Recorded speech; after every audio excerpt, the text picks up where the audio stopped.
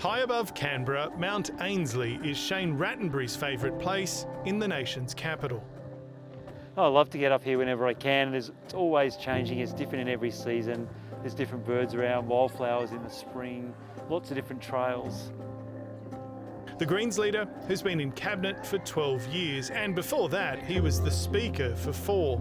This city has been forever shaped by some of his decisions, and he comes here to reflect and switch off. It's great to get out by yourself and get away from the job, have a bit of quiet time. I find it very meditative to get up here and just be in your own thoughts a little bit, have a bit of space. In a few weeks' time, his party faces a key electoral test. 4 years ago, preferences flowed favourably to the Greens, helping the party to 3 ministerial portfolios and a record 6 seats. But 5 of them are marginal, and Mr Rattenbury faces a steep climb to hold on to them all. Shane Rattenbury, thanks for speaking with us. At the start of this election campaign, you said that you wanted to be the Chief Minister, and some people, including myself, thought that might have been a publicity stunt. But is it true that you're actually planning to ask to be the next ACT leader if you are key to forming the next government? Well, the point we were making to the community is they're expressing frustration with Labor. They don't see the Liberals as aligning with their values. And the point we were making to the community is there is another alternative out there. If the Greens were to win just 2 more seats, we would be level pegging with the Labor Party and the Liberal Party in the Assembly. And at that point, anything's possible. There is an opportunity to break down the two-party system that's dominated Australian politics for so long. In 2020, you got 13.5% of the vote and you hold 24% of the seats in the Assembly. There's an argument that you're actually overrepresented rather than underrepresented. What would you need to realistically become the Chief Minister? What, double your vote, triple your vote?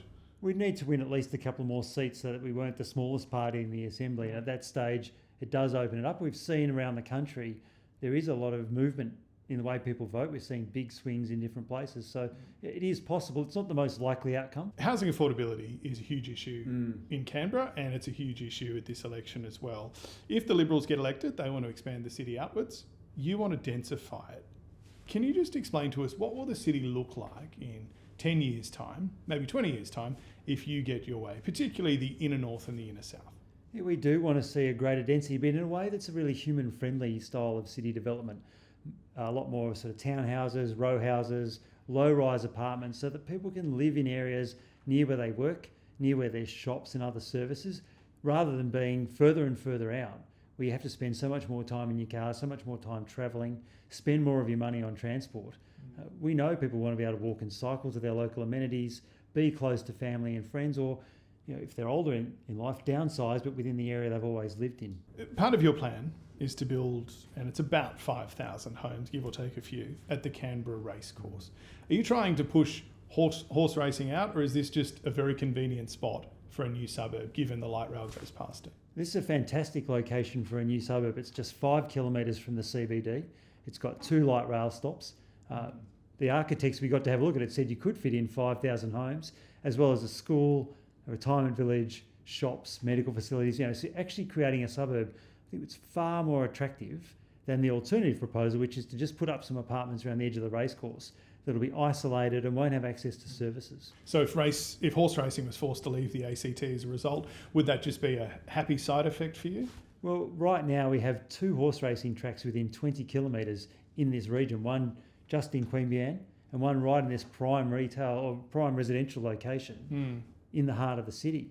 That's not a great use of that land. And so there's an option there where we could work with our colleagues just across the border if we wanted to have a facility in this region. We definitely don't need 2. The saga over where and how to build a new Canberra stadium has run for at least 15 years now, on and off. It's had its little peaks and troughs. Are you quite pleased that a new stadium hasn't been built and that infrastructure money's been spent on other things? When it comes to infrastructure, what this city really needs is more public housing, better transport infrastructure, whether that's light rail or improved walking and cycling facilities. We need to upgrade our schools and we need to invest in medical facilities. Something like a stadium very much sits on the nice to have list. Would you try to stop a new stadium being built in the next term of government if you do hold the balance of power again? Would you say, no, this money needs to go towards these other things that we want, say buses every 20 minutes or 30 minutes on weekends? Yeah, if there was when you sit in the budget cabinet, there's a limited amount of money to spend, and when it comes to priorities, those matters I've just talked about are definitely our priorities. A stadium is not near the top of the list. So it's right down the bottom. You just probably wouldn't be in a government that would support a new stadium? Even when it comes to sports infrastructure, investing in community sport across the city would be so much better value. Being Chief Minister, which is something you're open about that you'd like to do, or a Senior Minister, comes with a lot of questions about financial responsibilities in particular. Labor, who are your most likely partners in government, say that some of your promises, for example, you mentioned the 10,000 social homes, are just too expensive. What would you cut to fund some of these big promises? Or would you just simply say, we're going to take the ACT further into debt? Well, budgets are about priorities, and we've been very clear that our priorities are investing in things like public housing. We think it is appropriate to borrow to invest in productive assets, and housing is one of those things. So more debt, you wouldn't look at making cuts to fund? Well, no, on the other side of it, there are things we wouldn't do. For example, a new stadium is $800 million to $1 billion, give or take. It's in that ballpark. So that's a couple of thousand houses to start with. Would you work with a party that didn't want to continue light rail to Woden, so that there's a big spine of the light rail network in place within the next decade?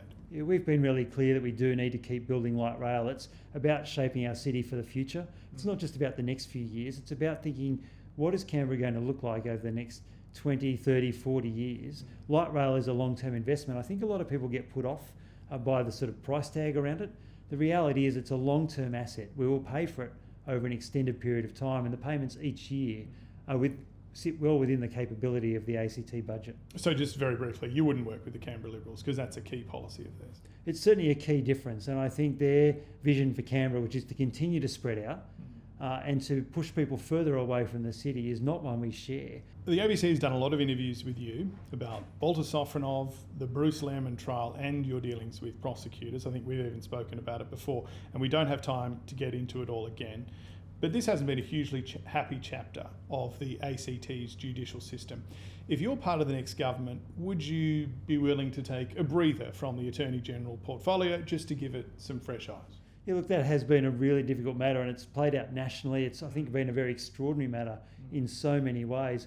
What it demonstrates for the community, for my mind, is that Greens ministers can work in these difficult portfolios, deal with difficult situations, and do so with integrity. Would you want to step away from the Attorney General portfolio after the election? Look, we're not focused on particular portfolios at this point. We've got a big vision for Canberra that we want to sell. We want to put on the table that we can't just keep going with business as usual. We need to be bold in the policy decisions we're making. Just lastly, you've served in government now for 12 years. Before that, you were the Speaker for 4. That's a very long stint by any political measure, but especially for a Green in Australia. Do you feel that there is a much better organised push this time to try to oust your party and also the Labor government this time around? We had a really successful election in 2020, and that was really energising for me to have 5 new colleagues arrived. It's given us a lot more capability.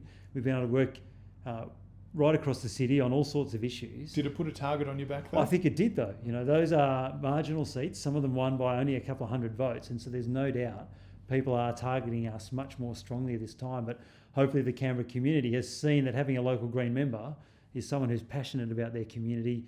And with 3 Greens ministers, we can really step up and play a constructive role in government. All right, Shane Rattenbury, thank you so much for speaking with us. Thanks, James.